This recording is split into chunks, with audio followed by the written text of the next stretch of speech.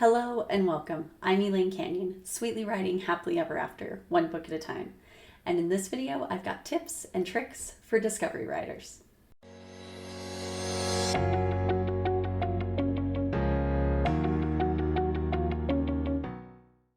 It is October, and for those of you who participate in NaNoWriMo, National Novel Writing Month, that means it is Preptober. And I have a few videos this month that will be about preparing as a discovery writer. I have noticed that a lot of Preptober videos are very much geared towards outliners. They're helping you get your outline put together. They're helping you think about what your outline needs to be and building characters and planning character arcs and all of these things.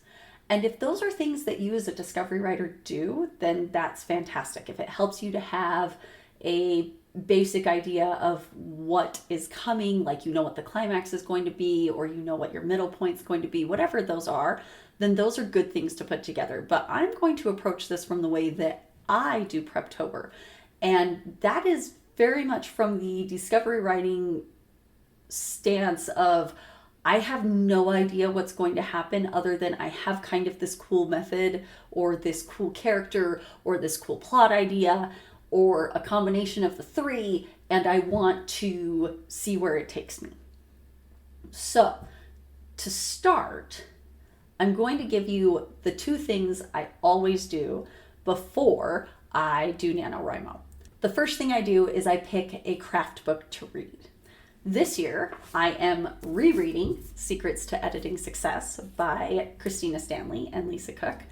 If you are interested in this book and what's in it, then you can go back to my Fictionary videos and find out more about this process and this method. And I think it's fabulous, and I think you should go check it out.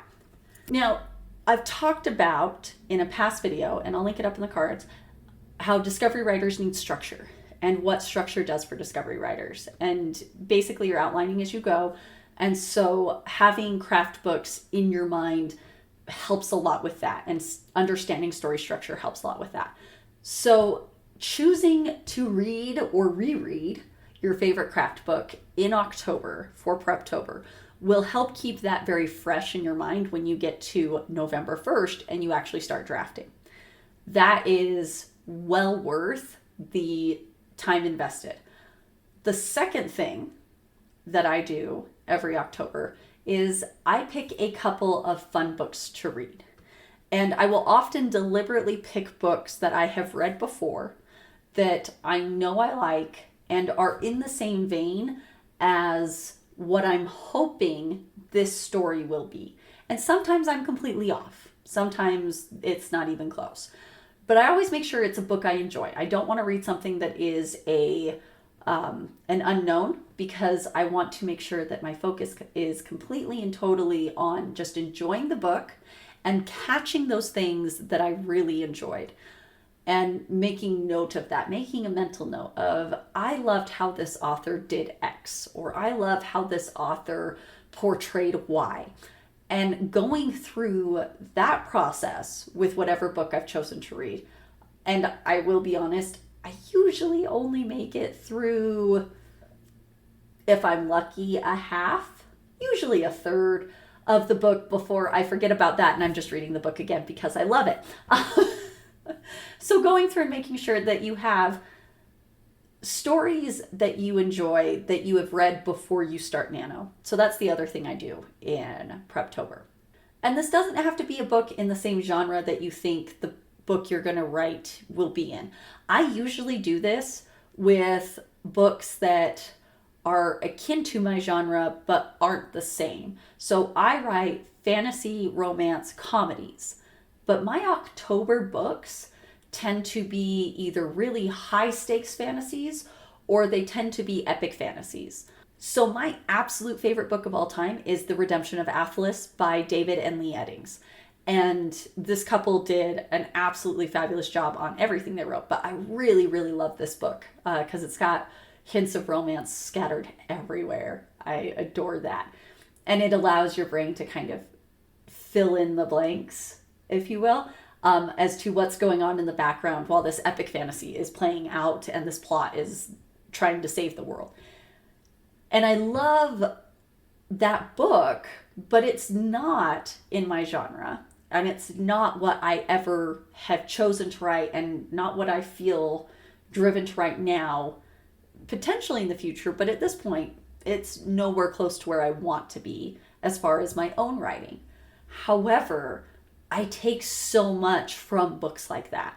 So reading outside of the genre you're actually writing in is often very beneficial and helpful, especially if you're a discovery writer who finds that mimicry is something you do. And it was something I did a lot early on in my writing. I don't do it as much now.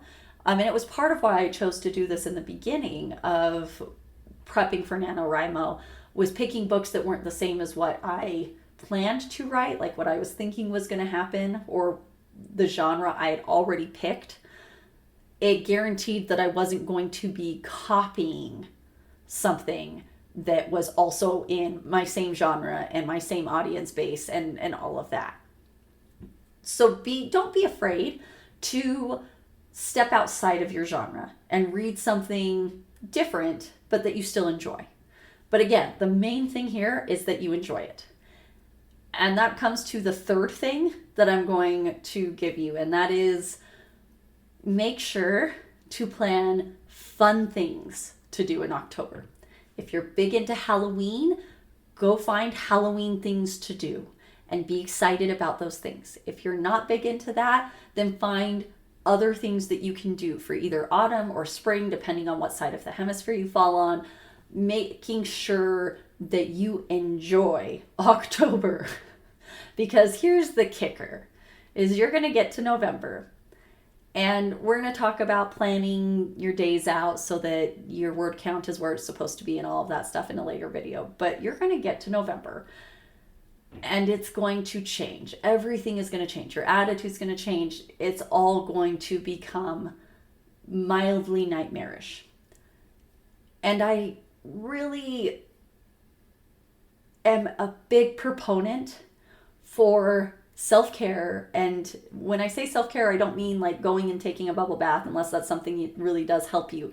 I mean knowing yourself well enough to take care of yourself.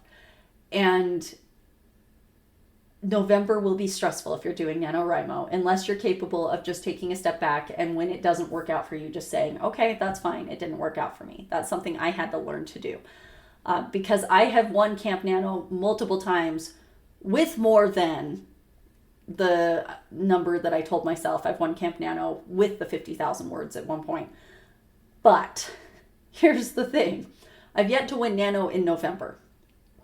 And a big part of that is that November is a very busy month for me personally, especially being in the United States and having Thanksgiving be at the end of November, which is a big family holiday for us. It compiles on top of itself. I've also had part-time jobs in the middle of November. I've had big projects for design come due in November. There've just been a lot of things where November gets busy. I think this year I can do it. We're going to find out, but I think I can do it this year. But November gets stressful. So make sure that in October, you're having a good time and you're having fun and you're planning things that are going to be stress relieving and that are going to brighten your day and help you smile. If you are in the northern hemisphere, go look at fall colors if you're somewhere that you can do that. Or spend time in cooler weather if the weather's getting cooler. If you're in the southern hemisphere, go see spring flowers or enjoy that the weather is getting a little bit warmer or what have you. Find things that will help you feel calm and fill up your tank, because you want your tanks all the way full.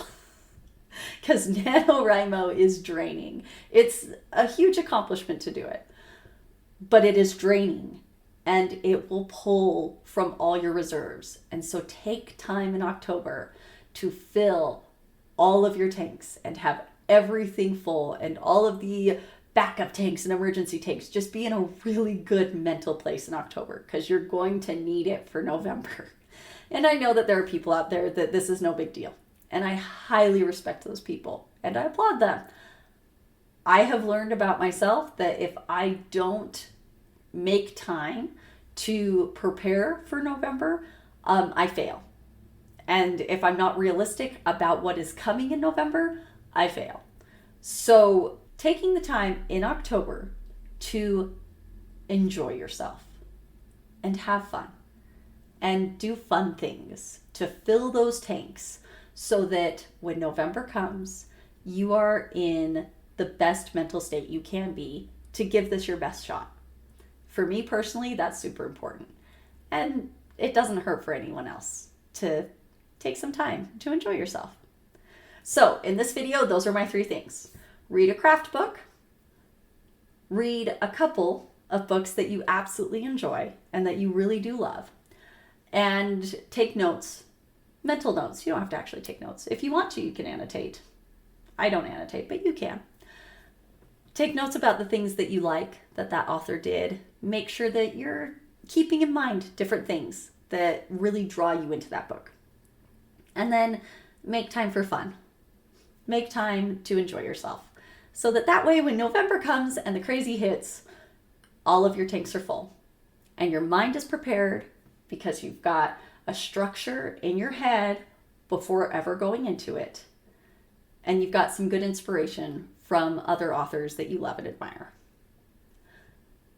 I would love to know what your Preptober #1 tip is. Let me know down in the comments. And then if you liked this video, make sure you give it a thumbs up so that way other authors can find it.